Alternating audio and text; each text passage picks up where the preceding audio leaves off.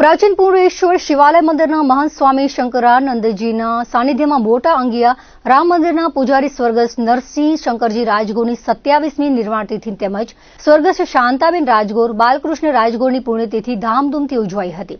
સંતો હંસગીરીજી મહારાજ, જીતુગીરીજી મહારાજ, આયુષગીરી, જોગી બાપા, પ્રાણજીવન ભગત, મહેશગીરી બાપુ, સરયુદાસજી, મુકુલદાસજી, બળદેવગીરી, મૂળગીરી બાપુ વગેરે સંતો મહંતોએ કહ્યું હતું કે સદગુરુનું શરણ ભવસાગર તરવાની નૈયા છે. પુણ્યશાળી જીવનની તિથિ યોજાતી હોય છે ત્યારે આ મોટા અંગિયાના રામ મંદિરના સદગત ત્રણેય પૂજારીની દર વર્ષે અલગ અલગ શિવાલયો ખાતે તેમના પરિવાર દ્વારા તિથિ મહોત્સવ યોજાય છે. તે સનાતન ધર્મની સંસ્કૃતિને પ્રાચીન ભજનો અને ઠાકર થાળીની પરંપરાને જીવંત રાખે છે.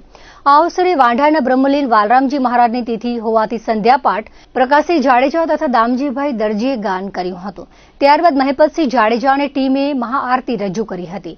મહાપ્રસાદ બાદ રાત્રે જીતુગીરી ગોસ્વામી, ઈશ્વરભાઈ ભાલાણી, યોગેશદાન ગઢવીની સંતવાણી યોજાઈ હતી. આયોજક વિનયકાંત ગોરે તમામ મહેમાનોને આવકારીને તેમનું સન્માન કર્યું હતું.